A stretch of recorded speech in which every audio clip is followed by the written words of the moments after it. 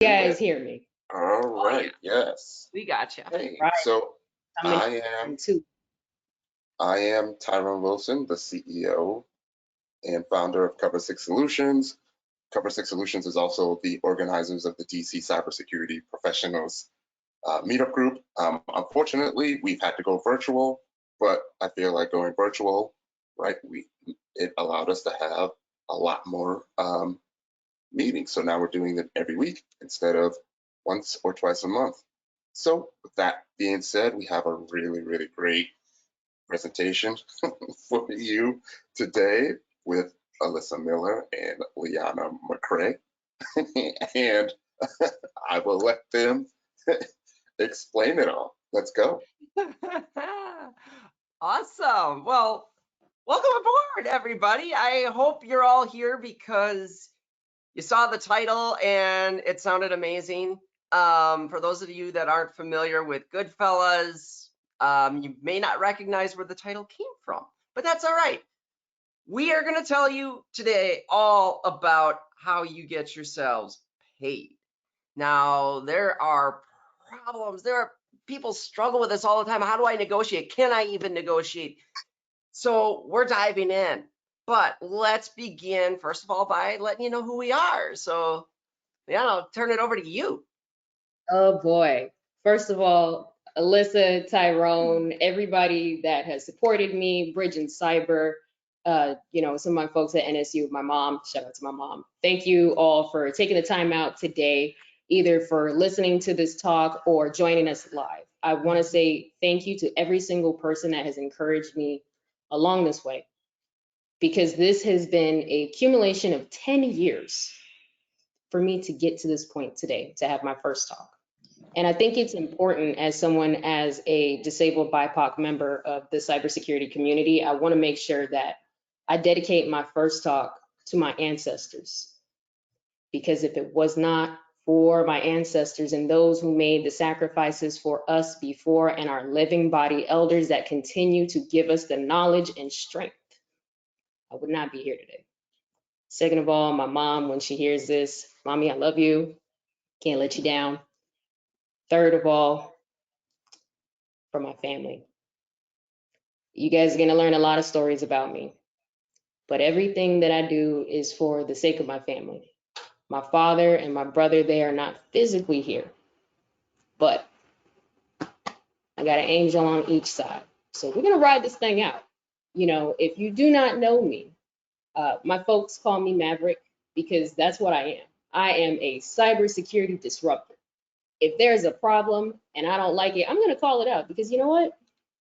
I'm tired of this industry trying to do things in the most PC manner and, standard way of doing things. If we all have to conform to a society that wasn't inclusive of us, what is the end goal? What are we doing?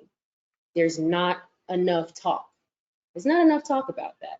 So I want you guys to understand that when you come in and you're listening about things from my side of the scale, I'm coming from a career changer into this industry situation. This is not statistics. This is storytelling. This is nothing but love. And what I ask you to do at the end of this conversation, share this conversation with a friend. Find someone in the community that wants to know, what do I need to do to make this first step? This is it. By using your mouth and opening up and being vulnerable.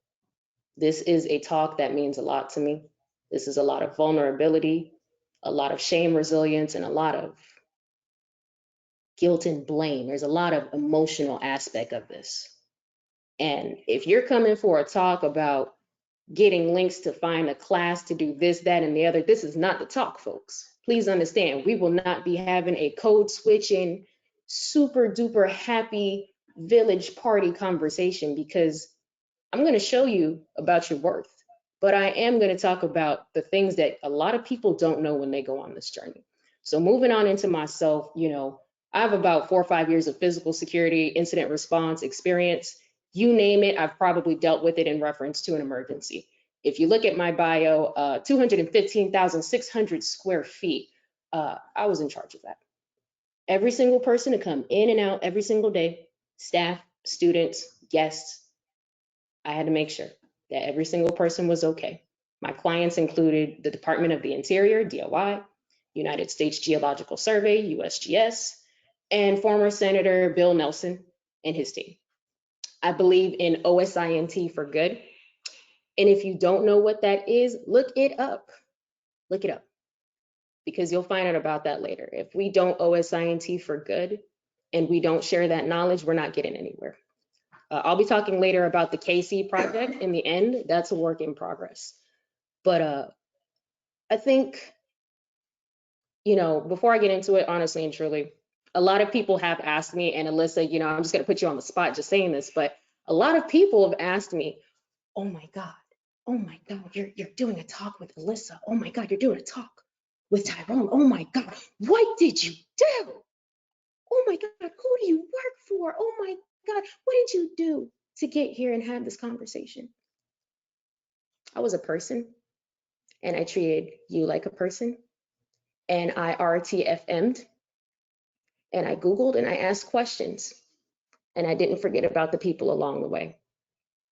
Alyssa, you've been in this industry much longer than myself. You've been in this industry longer than I've been alive. Let's put that out there for a second. That's to be respected and to be honored, because you could take all your glory and your fame and you could hold it for yourself. You could hog it for yourself, but you don't. You stand up for people who feel as if they don't have a voice. And I'm the same way. And that's the part of it all that comes together. So if you want to know your worth, okay, y'all want to know your worth, you want to know the secret is community. So Alyssa, I'm gonna hand it off to you because I'll go on about this forever. Sure. Now that she gets me like practically in tears. Oh my gosh.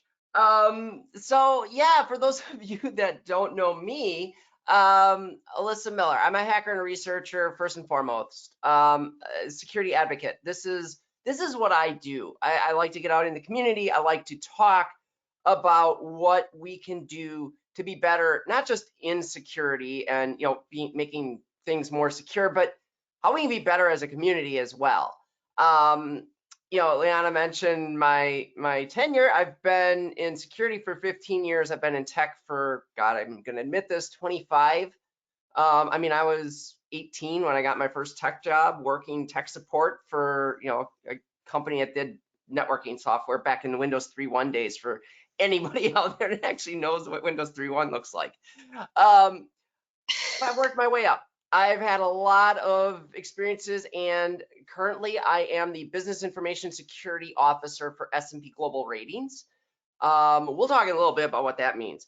But I'm also the co-host of a podcast called The Uncommon Journey. If you haven't checked that out yet, I very much recommend it, highlighting people's stories, how they got into cybersecurity, because everybody's got a wild and different story.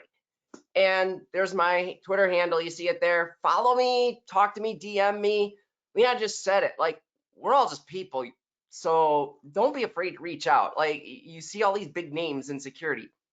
Screw that. Like, we're all just people. We just want friends. We all just want to talk. So definitely reach out.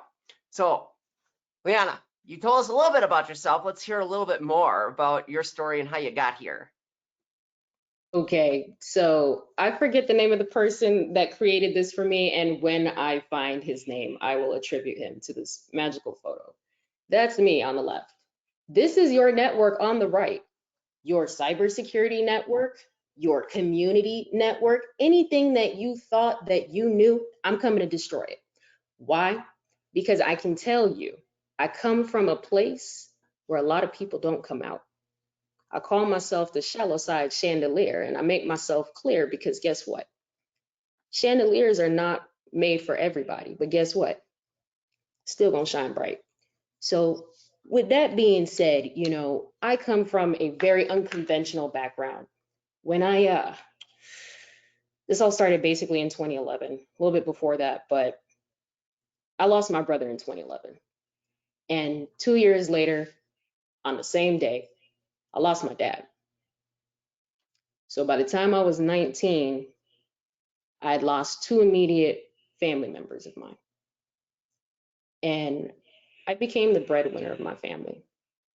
So there's a lot of sacrifices. There's a lot of jokes. Don't get me wrong.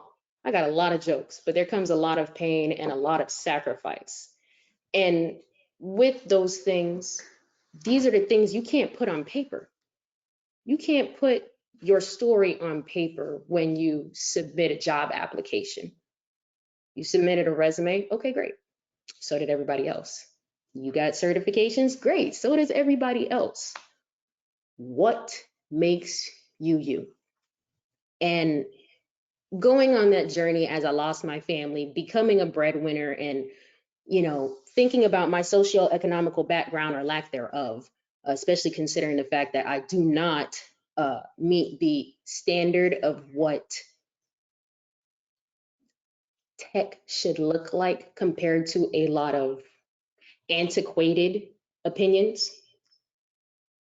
There's too much talent out there. There's way too much talent out there that isn't seen. And the reason that I'm here today, okay, the whole reason why I'm here today is because I screamed. If somebody chopped a tree in a forest and it went down, are you going to hear it? You might not hear it, but somebody heard it. The person who chopped it down heard it. But even though these things happen, and even though I'm here disrupting your network,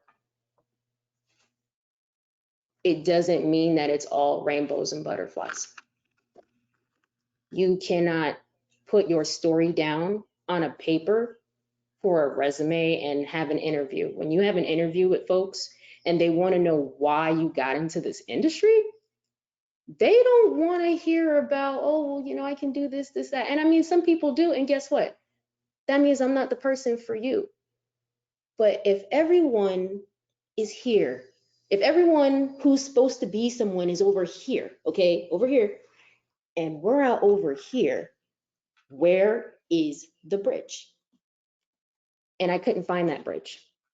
When I started college 3 weeks after I graduated from high school. I got my degree in a year and a half, went over to IT. And I flat out had a professor tell me that I wasn't good enough for IT. I wasn't good enough for the degree program. I had too much going on in my life and I wasn't good enough. Maybe I should find something a lot easier to do, okay? This is while I was working 16-hour shifts, 11:30 to 7:30, physical security assessment, physical security operations. These are things that if you are here, I didn't know this existed in cyber, okay? So I'm over here taking care of my family, trying to make a way, and I'm dealing with a lot of the same problems that we're going through, a lot of the BIPOC folks. If you're anything other than a white man, and even an Asian man, you're an other, okay? Me being the way that I am in this infographic is necessary because this is the only way that I've gotten a chance to speak. If I would have gone about the way of doing it as everybody else's standards, I would not be here. Let me make myself very clear. Not a lot of people would be here. And I can tell you right now, there's more than enough community out there, and there's more than enough allies, but something's not adding up, okay? If you tell me to make a cake and I follow all the steps and all the ingredients, why don't I have a cake? I told you, here's everything you need, make the cake. Then you go to the kitchen. Then you realize you don't have a bowl. Okay, you get a bowl. Then you realize you need a better mixer. Can't get the mixer, and so on and so on and so forth. And this is the same problem that we have in tech, okay? This is the same problem we have in cybersecurity. This is the same problem we have in tech. People love to give directions and people love to tell us where to go, but again, lack of bridge. So I'm here to put that bridge together. If it wasn't for me disrupting this industry and asking my own questions, I ask questions every day. I research every day. And I'm the person that's gonna come out of nowhere and probably say the things that you don't like. But guess what? I don't care. Let me make that clear. Hashtag feedback not given. Hashtag feedback not asked for. I want you all to know that my story, I say all of that to say this. I'm one person and my story is important. But when you think about my story, I want you to think about that man with that spatula, okay? And then I want you to think about who's coming here with a hot fist. If you want to be in cyber, you can be in cyber. It doesn't matter if you have equipment, okay? It doesn't matter if you don't know what you're doing. We have people, we have resources. But if you don't know where to go and you don't say anything, we can't help you. And for the people that's been out there saying that they need the talent that's out there, I see y'all. Y'all know who y'all are. I'm coming. We coming. Because I'm sick and tired of people feeling like they're less than in this industry. So when you think of me and my story, think of every single person that was told that they were less than. And when you think that you are less than, go to the bank, write yourself a check and cash it, because you're gonna get a big bag after hearing this story. Alyssa, I will turn it off to you because this is a whole conversation that I'm very passionate about. And that's the key. That's why we're here. That's why we're doing this talk, right? So Liana's story is not uncommon. It happens every day. My story is a little bit different. And I'm not going to lie. I come from a place of privilege. You know what? I've been very privileged in my career, but I've also made mistakes and I've learned from those mistakes. And I'm hoping that some of what I've learned I can share with you. So I mentioned I started in tech at 18. 19, I was a programmer. I was still in school, but it was .com era. They would hire anybody they could get to program.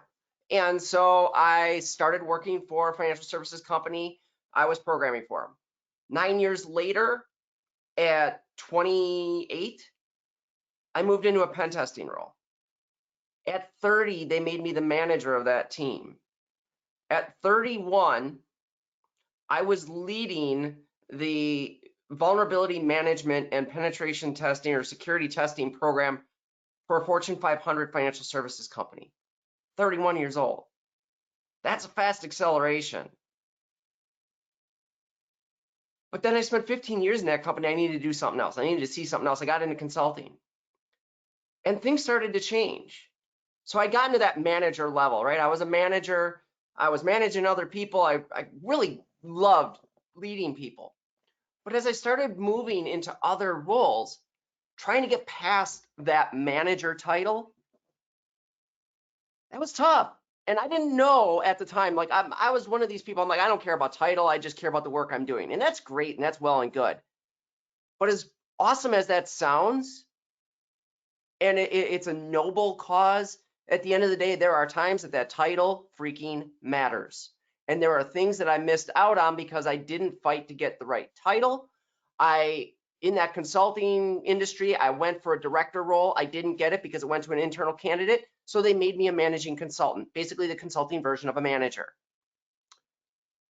I then left that company after a merger, went to another company. Oh, well, they didn't really have they made me a practice manager, but I didn't really have a team, but my salary went up. So that was good. But then that company got acquired, and it got acquired by a company I really did not want to work for. So I took a pay cut to go to another company and to be a manager again. All of this kept happening because I didn't have the self-confidence. I didn't look at myself. The way I described to you what I did at 31 is something I've only admitted to myself in the last year. To actually look at that objectively and say, you know what? Holy shit, sorry, yeah, by the way, if you didn't get it from the title, there's going to be swearing here. I never admitted to myself that, oh my God, at 31, I was running that vulnerability. Like anybody who needed to know anything about our vulnerability management came to me. I was heading that. I had a great team, don't get me wrong, like they were amazing and they were a part of that, but ultimately the responsibility was at me. But I never admitted that. So I bounced around, I took pay cuts, I went to different jobs, I didn't get manager roles, I didn't fight for them. I didn't fight for those leadership roles, even though I knew that was where my passion was, I knew how good I was. Finally, this year, something changed. And actually, at the end of last year, I got a call from a headhunter about a role, a C-level role at a very, very, very large company that y'all would recognize if I said the name, but I can't because I'm under NDA. Didn't get that job because they ended up going a different route. And they actually, I saw who they hired, and they hired someone pretty amazing. So I don't feel bad about that. But it gave me the confidence. If they're coming to me and they want to hire me into a C-level position, I can do more. I can get better. These jobs that I've taken that were great jobs, I love them, but I took, in each one of them, there was something I gave up in those last couple jobs that I had before now. So this time I went for it. I used my network. I got connected to this job as a business information security officer, which means I lead the security strategy for a $3 billion financial services company or a division within the larger company. That's basically like, other companies, they would call that a divisional CISO. My company, we call it a business information security officer. I'm the one leading that strategy. I'm the one that's telling our centralized security team, like, look, hey, this is what you got to think of from the business. And then I'm going to my business people. I'm saying, look, this is what you got to do. This is a big deal for me.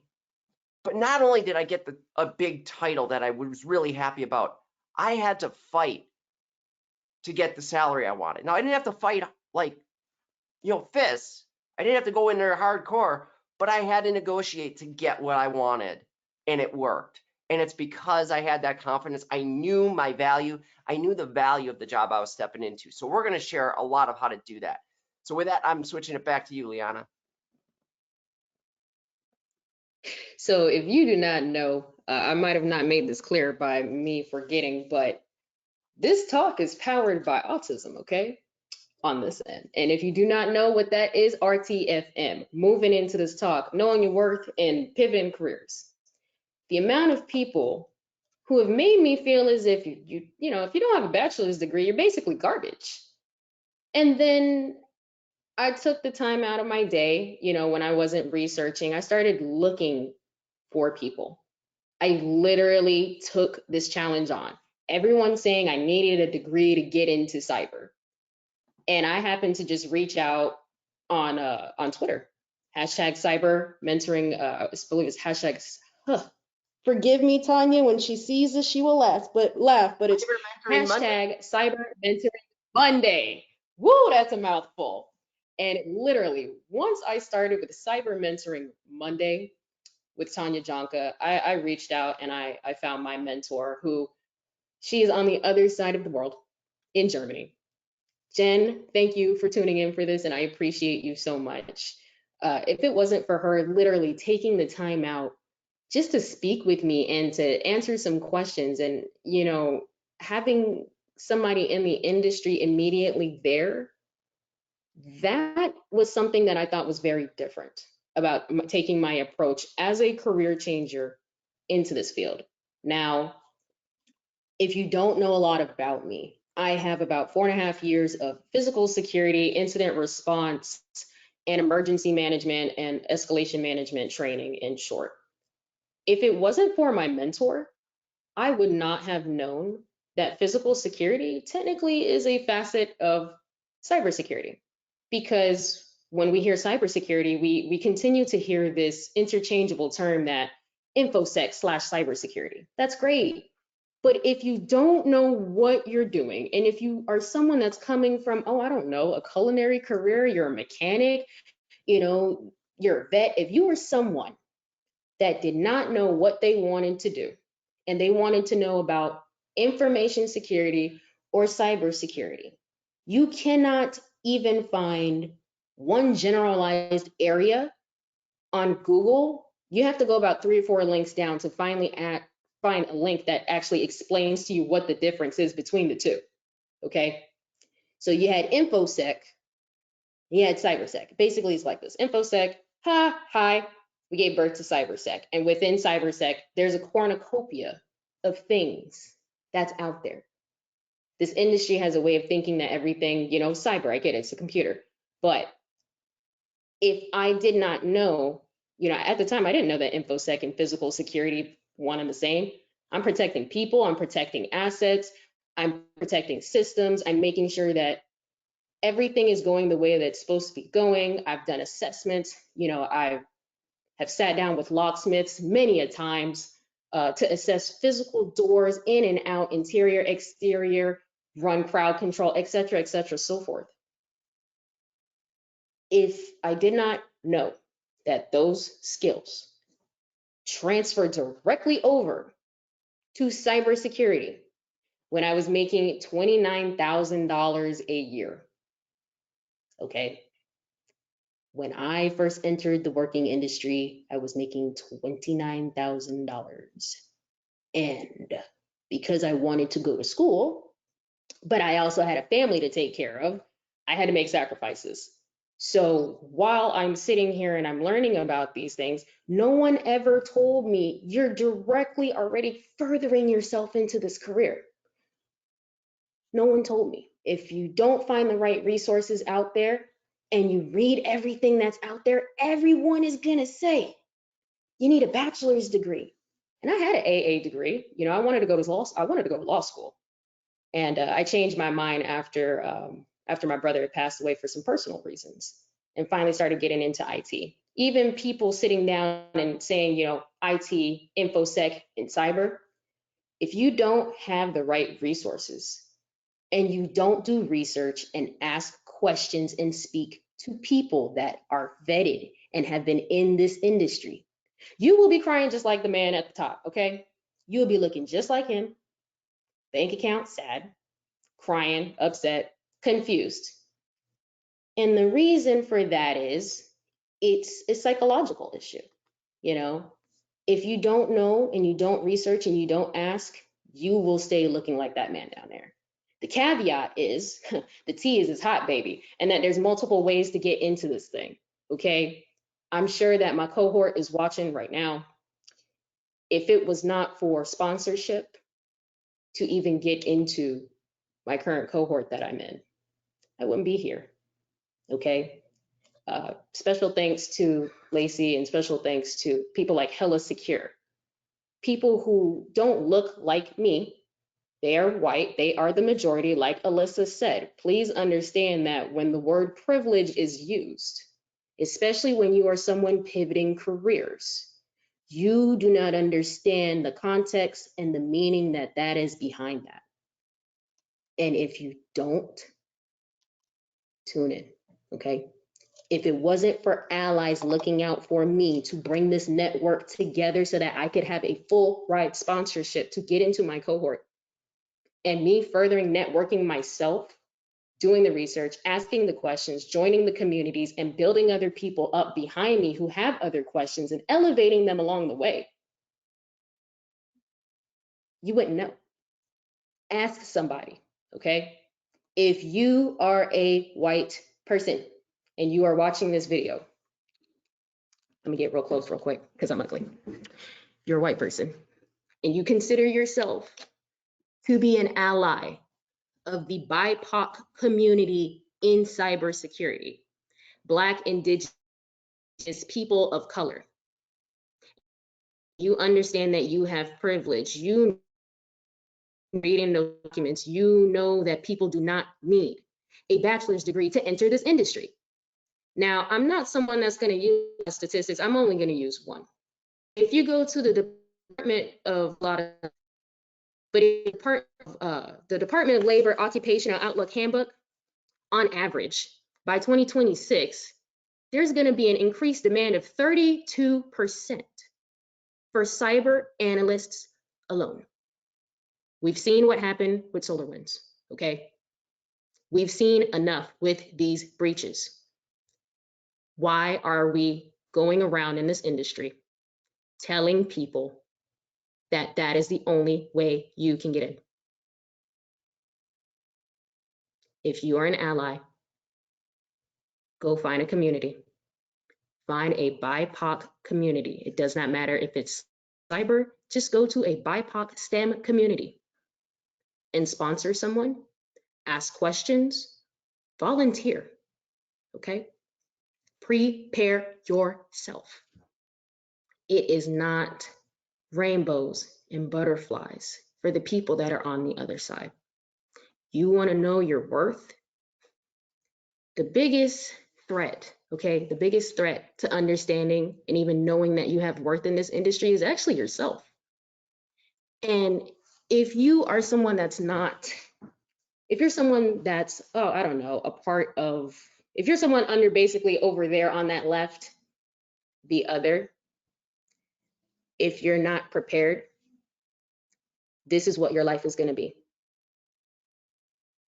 That is what is the centralized standard for people who are considered the other when entering this industry. I'm going to be really real with y'all, okay? If Beyonce came right here, sat right next to me, said she was going to give me $500 million. Okay, cool. That's great. I will talk to Beyonce just like she's everybody else, because you know what? At the end of the day, there are several different ways to put on your undies. So if Beyonce puts on her undies one way and I put on my undies another way, does that mean that that's necessarily wrong? No.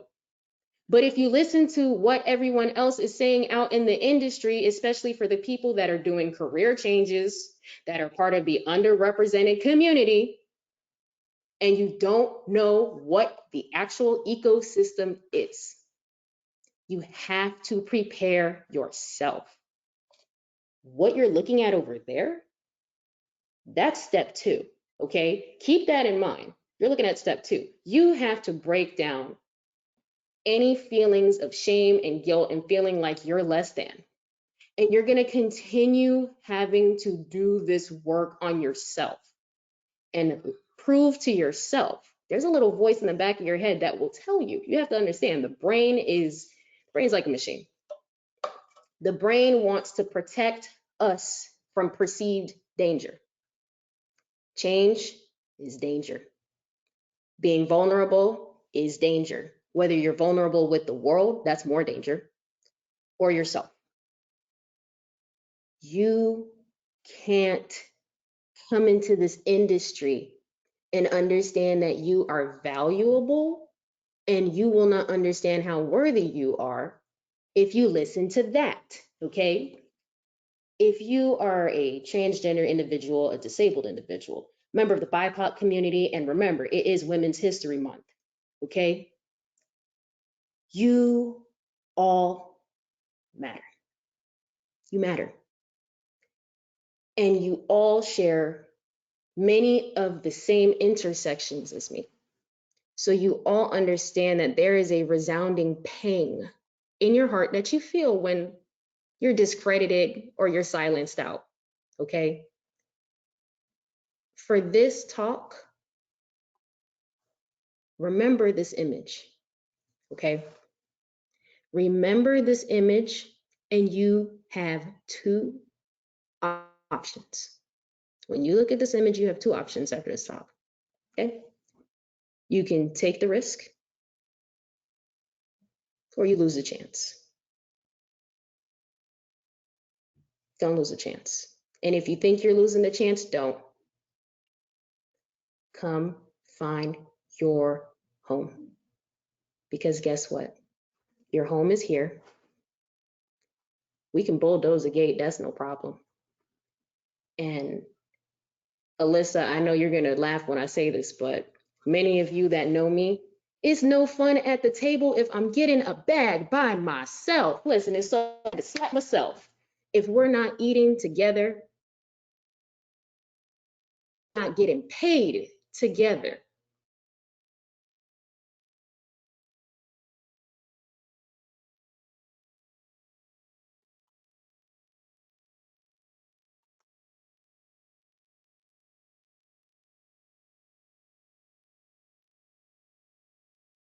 Did we lose you, Liana?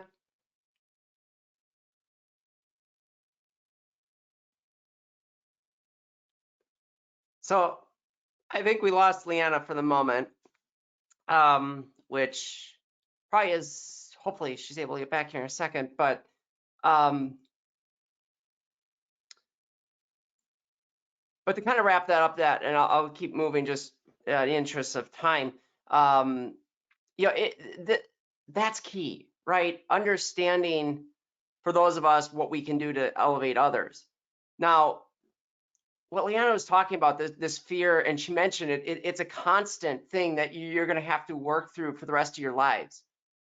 The reality is, yeah, this is something, you know, this idea of imposter syndrome is something we hear a lot about. So I mentioned to you where I was at and how I didn't acknowledge all the things that I had accomplished.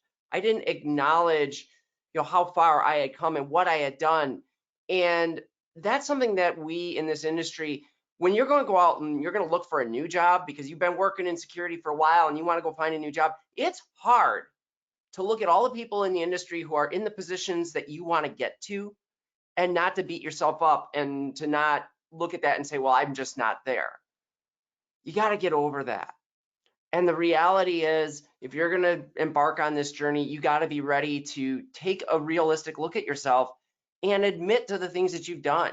Most of us look at ourselves and we want to take that realistic look means I'm going to sit down and I'm going to figure out all the things that I don't have. I'm going to sit down and look at how I'm not ready. So it's time to get beyond that. If you've got to talk to people, you know what? Do it. Listen to what people are telling you. They're not just telling you stories to be nice. So let's get into the real like nuts and bolts now of what you need to do, whether you're diving in for the first time or you're looking for that next job. You're setting out into the job market. The very first thing I cannot recommend enough is that you research the salaries for the jobs that you're looking at. There are tools out there. Glassdoor is a great one. And we'll come back to this later because I'm going to share with you some personal experience about this. But research the salaries that for those positions that you want to get into. Glassdoor lets you search by title and find out, what does a security analyst make? What does a senior security specialist make? Dive in, find out about it, get that information. Now, you have to be careful because Glassdoor, you have to pay, or any of the others, you got to pay attention to where they're getting that data from. Sometimes that data can be pretty wild, but it at least gives you an idea. Look at if they're telling you it's a summary across a few hundred people who self-reported their salaries, that's pretty reliable information. In Glassdoor, at least, you can actually limit that down to the specific company that you want to look at. And I'll tell you in a minute how I did that and how that paid real dividends. But the reality is job descriptions suck. This job description is from a grocery store chain. They're looking for an information security architect. Now, to be fair, that's a pretty high level role in security. But look at this thing. This was 3 pages. You have no idea how hard it was to take these screenshots just to get this to fit into 3 pages on my monitor. All right. And you can see this myriad of responsibilities that they say are included in the role. And then you look at the requirements, which is only that third column. And I don't even know how much of this you can read because it's so dang tiny. But look at that list of bullet points of just experience that they expect you to have. Nobody is going to have this. So when you look at job descriptions, you need to understand something here. The best way to look at a job description is to read that text in that top section there. You see those 3 paragraphs? Read that. Does it sound like something you can do? If it does, forget the rest of those bullet points. If you read those 3 paragraphs and it sounds like it's something you can do, great. If they don't tell you in there, if that's just them bragging about themselves, fine. Look at the bullet points about the role. Is that something you can do? Stop there. Those requirements, forget them. Honestly, I can tell you as a hiring manager who's hired hundreds of people, I expect that maybe 2 or 3 of those, the requirements ultimately are there to put some structure and some objectivity into it, but they're not the end all be all. They're not a checklist, first of all. If you think you got to check every one of those boxes, I guarantee you this grocery store chain will never hire a person into this role. So forget that. If it looks like a job you can do, great. That's what matters. Now, let's talk about pay. Are you getting paid for the experience you got, or are you getting paid for the job you do? I will tell you this right now. Prospective hiring organizations, they want to pay you for your experience. The reality is they need to be paying you for the job you're going to do. And this is a way that hiring organizations will devalue you, and it's not even necessarily intentional. But they'll look at your experience, they will sit there and they will say, well, gee, you don't have everything we want, so we're going to pay you less. Well, you're expecting me to do X, Y, Z, so there's value in that. So if I'm coming to you and I've told you I've been a manager for the last 8 years and you want to hire me into a director role, I expect you're going to pay me like a director, not like a manager, because that's the job you want me to do and that's the job I'm coming here to do. You're going to tell me I'm qualified to do it and you're going to hire me for it. You're going to pay me for it. So you need to keep that attitude, because that is an area of confusion that undermines people who are searching for a job all the time. Now, how about this question? How many of y'all get this question? One of the first things the HR recruiter asks you, and you're like terrified of how to answer this. This question, what are your salary requirements? Causes more anxiety in job seekers than I think any other question out there. Forget the technical interviews, forget all the, these flighty different questions I might ask you, hypotheticals. This is the one that people stress on the most because nobody knows how to answer it. Why? Because you want to ask for the world, you want to get everything that you can, and yet on the flip side, you're worried that if you ask for too much, they're going to walk away. Well, guess what, y'all? This is cybersecurity. You heard Liana say it, right? 4 million unfilled jobs this year. These companies want to hire. And if you say, I want $180,000, and they come back and they say, well, the most that we're going to pay for this role is $150,000, they're not going to just hang up the phone. If $150,000 is acceptable to you, you can still grab that. So don't be afraid to shoot your shot here. Now, flip side of this is you do need to be careful that you're not outrageous, right? Now, if I go into, say, this senior security specialist role and I say, you know what, I want $250,000 a year for this job, probably there's going to be issues there. This is where that research is important. And now a couple things you need to understand about this process. First of all, salary ranges. So when I went to my current role, I researched them on Glassdoor. I knew what the title was, I knew what the job level was, and I found a salary range. And you know what? I searched specifically for their company, people with that title. And I think it was based on like 120 self-reported salaries. Well, it turns out in the hiring process, I found out that range that I got from Glassdoor was exactly their range. If you don't know this by now, in organizations, they have these job levels, and each level has a minimum, a maximum, and a midpoint for what they get paid. You need to know that, because what's going to happen is when you go into that job, you want to know where you are, because I will tell you right now, nobody wants to hire you at the top end of that. And quite honestly, you don't want to get hired into a job where you're already at the top end, because that is going to cause problems for you in the future getting raises. That is going to cause problems for you getting to where you need to be in other ways. So if you find yourself that this job level is already, you're at the top of that salary range, you should be looking for a different job with a higher role. Not saying you should take less money. All right, next thing, understand, you see, this is New York. Understand many organizations adjust salaries based on the cost of living for where you live. If you live in New York or San Francisco, they are going to pay you more than they're going to pay you if you live where I do in Milwaukee, Wisconsin, where I can buy a home for $180,000. That wouldn't even get me, a studio apartment in Manhattan, right? So let's be real here. You have to be reasonable about that, but that doesn't mean you can't push.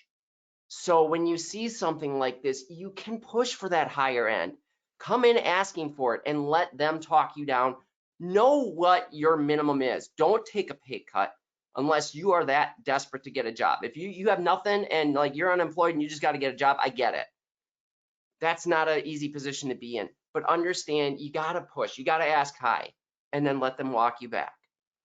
So by knowing my salary range, I was able to do that. Now, when I asked for the salary I did, they told me, they said, well, yeah, that's in our range, but for Milwaukee, that's beyond the top of the range. And I said, well, that's where I need to be. They liked me enough that they pushed for it. And they said, well, that we can probably work with that, but you're gonna have to travel more. Fine, I was like ready to travel. I want to do that anyway. Let's go. So it was easy. But that's where you need to have your mindset. Know what they can pay. Be reasonable about it, but be firm. Get the money you deserve. Now, the last piece of that is knowing how did things go in the interview. Because if you didn't do well in the interviews, you got to understand how well they like you, right? That's your bargaining chip. But if you know they want you, and you'll get that sense pretty quick in the interview process, go with that feeling. If it went super well and you hit it off with them, hey, and don't be afraid to ask. When you get done with an interview, send that email and say, hey, thanks for your time. By the way, how did you feel it went? Or ask the HR recruiter, hey, did you get feedback from so-and-so that I just met with yesterday? How does it look? Find out where you're at and use that to your advantage. Liana, I'm going back to you. Liana, we don't have your audio.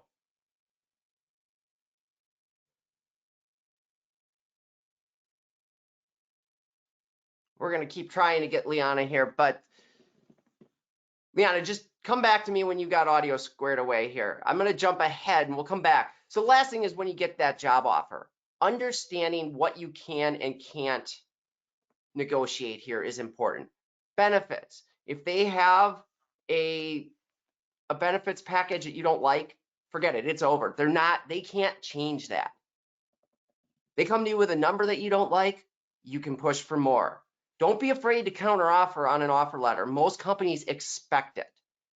They will come at you with stories of, well, total compensation, you've got your base salary plus you've got this bonus package, that variable comp, and they'll all tell you how you're always going to hit 100%. Don't believe it. If you need that base salary, you need that money. The only money that's guaranteed is that base salary. Things happen to bonuses all the time and they don't happen. Unless you're in sales where it's based on commission, you got to be about that base salary. Make sure that you're getting the money you need. But you can negotiate other things. Companies will give you signing bonuses. I went into a company who did not have the insurance coverage that I needed, and I knew I had a procedure coming up. They threw a signing bonus at me to cover the cost of that procedure that the insurance wasn't going to cover. So you can use these things to your advantage. You can negotiate time off. Now, sometimes they'll tell you, look, this is our standard package. We can't do anything about that. Fine. You know what? Sometimes that is the case with organizations, but you can always press for it. You can always ask. The fact of the matter is, if you've got an offer letter in your hands, they want you. They are not going to walk away just because you said, hey, I want this instead. They'll negotiate. Don't be afraid to put it out there and get what you deserve. So I'm handing it back to Liana. It sounds like we've got audio from you. I'm going to back up here and let you knock off these last 3 slides. All right, so we're wrapping up now. We've got about 5 minutes. Community, okay? It's Women's History Month, y'all. Please understand that if you want to know your worth and you're trying to get into cyber, you need to understand what is the community that's out there. Generating a community of people is not like collecting Pokemon cards, okay? You might have the biggest network out here. I do not care. I could care less. What does your community say about you? When people ask, what do you do for your community? If your community doesn't know you, that means that we're missing out. We're missing out. Allies who have platforms, look for the talent. Folks that belong to BIPOC, disabled, indigenous communities. Share your platforms to bring people in. Blacks in Cybersecurity, the Black Cybersecurity Association, WOSEC, Women's Cyber Jutsu, TechSec Chicks, Lavian Code. I could go on and on and on and on. POCIT, okay? If you do not know who and where and what's happening other than the people that look like you, okay, we got a problem. This is not a game. You cannot collect connections of people and whip them out like Pokemon cards and use them as pawns. People are important. And do not wait until you have a moment or you have a platform to invest time into your community. And I said what I said. Run, tell that. If you do not take the time to invest in yourself and find your community or amplify a community, you're worthless to me. Period. I don't care what job it is. I don't care how much money it is. If you're not taking the time, your effort, your voice, your platform, and using it to elevate someone else, you're doing it wrong. Alyssa, if you could hit me with that next slide. Okay, because we're going to wrap this up, folks. We can't find talent. We're here. If you want to know about the people who are looking to increase their worth in this industry, and you hear this argument, I'm challenging every single person to tag or notify or let someone else know. There's more than enough talent out there. I can name you about 30 people right now, folks, who are looking for a job. I'm one of them, okay? When you take one, you take another one, we reach one, we teach one, we rinse and we repeat, okay? It's not that we can't find talent, it's that the people that have these platforms in many privileged situations don't look for the talent. Use your voice, you're here. And if you don't know where the talent is, go look for it, please. Because when you know your worth and you go into that interview, you're not gonna lowball yourself. And you're going to help other people who are more than talented understand their worth. And it's going to change lives, okay? Talent's here. We're here. Go looking for it. If you're in a position that's your job, go look for it. Ask someone. You don't have to invest money, okay? Please understand. It costs $0.00 to invest in your community, share a resource, mentor someone. Challenge that argument. We can't find talent. We're right here. This is it. This is a culmination of that argument. This is a direct opposition to it. Alyssa, I will turn it back to you and then we can close out.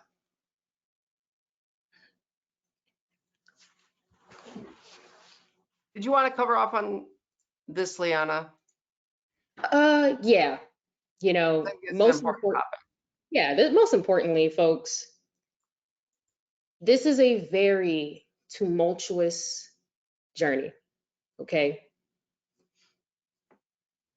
If I had my own company and you came to me with your resume or your certification, same way you saw me rip up that paper, I'm going to ask you, what is your story? And are you taking care of yourself? Because this is not easy, okay? Now, I have a riddle to leave y'all with in honor of my father. What's the most valuable commodity that you can't get back? And if you don't know the answer to that, it's time. People love to think that this journey is all about money. When you all come into this industry, and for those of you who are also in this industry, it really applies to all of us. When you're working where you're working, whether you own a company or you're doing something else, what is the ROI on what you're doing?